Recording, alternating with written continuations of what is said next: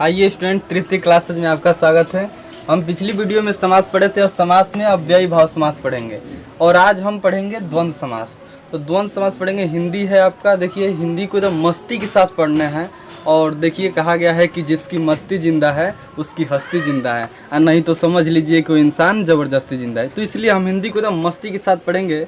और देखिए हम लोग पढ़ेंगे द्वंद्व समास। और द्वंद्व समास क्या होता है, तो द्वंद्व समास को जानने के लिए देखिए तरकीब क्या है, तरीका समझिए। कंडीशन 1, कंडीशन एक होता है, बहुत बढ़िया एकदम धांसू ट्रिक के माध्यम से आपको समझाएंगे। देखिए इसमें दो शब्द होते हैं और दो शब्द के बीच में योजक चिन्ह लगा रहता है, और दोनों शब्द जो होते हैं एक दूसरे के विपरीत रहते हैं। जैसे माता पिता, माता पिता,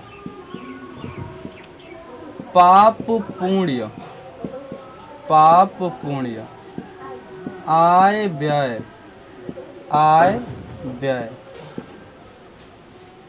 उसके बाद रात दिन।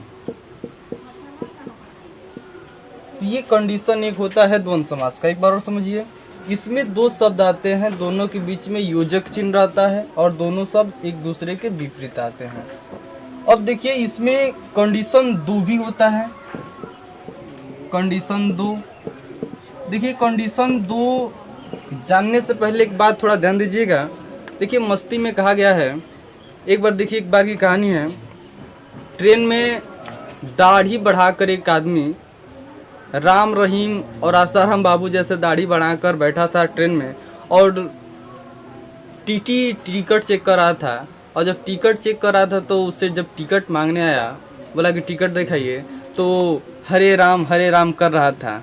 उसके बाद टिकट जब मांगा गया, टीटी ने पूछा कि कहाँ जाना है आपको, तो उसने कहा कि हमको तो राम की नगरी जाना है, जहाँ राम का जन्म हुआ। अर्थात समझ जाइए कि अयोध्या जाने की बात कह रहा था। तो टीटी ने कहा कि आइए बाबा, आपको लेकर चलते हैं जहाँ श्री कृष्ण का जन्म हुआ है। मतलब समझें, जेल में। तो आजकल के टीटी भी सब चालाक हो गए हैं, मॉडर्न ज़माने के टीटी हैं। तो ये फिर हम पढ़ेंगे द्वंद्व समास की कंडीशन 2 क्या होता है। तो देखिए ये शब्द को एक में जोड़कर कैसे देता है। पहला शीतोषण, शीतोषण अलग अलग करेंगे तो शीत धन उष्ण होगा। शीत धन उष्ण, शीत मतलब ठंडी, उष्ण माने गर्म, एक दूसरे के विपरीत। देवासुर, देवासुर, देवधन असुर, देवधन असुर। देखिए देव का मतलब देवता, असुर माने राक्षस। फिर कह सकते हैं धर्माधर्म, धर्माधर्म। तो धर्माधर्म में क्या होगा, धर्म धन अधर्म, एक दूसरे के विपरीत है। चराचर, चराचर करेंगे अलग अलग तो चर धन, चर धन अचर। तो इस प्रकार से होगा। ये आपका द्वंद्व समास था। और द्वंद्व समास के कंडीशन 2 होते हैं। और इसके बाद हम लोग फिर पढ़ेंगे इसी वीडियो में आपका कर्मधारय समास। देखिए तीसरा कर्मधारय समास। और कर्मधारय समास को देखिए क्या होता है। कर्मधारय समास, कर्मधारय समास। देखिए कर्मधारय समास में इसकी परिभाषा बताया गया है आपको। देखिए कर्मधारय समास में 2 बातों का विशेष ध्यान दिया जाता है, विशेष्य, विशेष्य और विशेषण का। उससे पहले एक चीज और, उपमेय तथा उपमान का, उपमेय तथा उपमान का। ये उपमेय और उपमान क्या होता है, तो जिसकी तुलना की जाती है उससे उपमेय कहते हैं, और जिसके साथ की जाती है उपमान होता है। देखिए 95% जो उपमेय होते हैं, उपमेय चाहे उपमान, ये मानव द्वारा लिया जाता है, मानव से लिया जाता है उपमेय, और उपमान प्रकृति से लिया जाता है।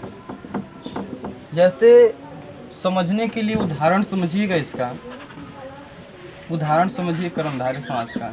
जैसे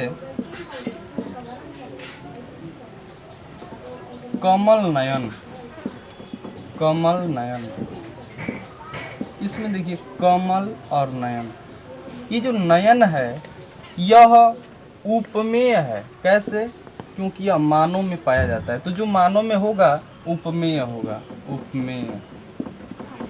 और जो कमल है मानव में नहीं पाया जाता है, प्रकृति में पाया जाता है, तो यह उपमान होगा, यह उपमान होगा।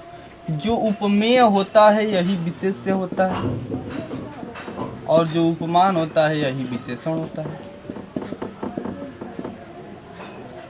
अब देखिए और भी समझना है तो इसको देखिए, चंद्रमुख, चंद्रमुख,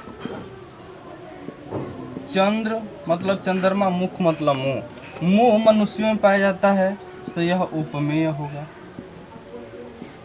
चंद्र माने चंद्रमा यानी प्राकृतिक चीज है, प्रकृति में पाया जाता है, ये उपमेय विशेष्य होता है। उपमान जो है आपका विशेषण होता है, तो प्रकृति में पाया जाता है तो उपमान होगा। तो ऐसे करके हम लोग कर्मधारय समास पढ़ते हैं। देखिए चरण कमल भी आ सकता है, चरण कमल, कमल है चरण, चरण मतलब पैर, पैर पाया जाता है, मनुष्यों में उपमेय होगा। कमल जो है प्रकृति में पाया जाता है, ये उपमान होगा। तो ये कर्मधारय समास हैं। तो इस प्रकार हम हिंदी के जितने भी आपका मान लीजिए अव्ययी भाव समास था, द्वंद्व समास और कर्मधारय समास, 3 समास पढ़ लिए। और इसके बाद हम तृतीय क्लासेस की अगली वीडियो में आपको पढ़ाएंगे द्विगु समास।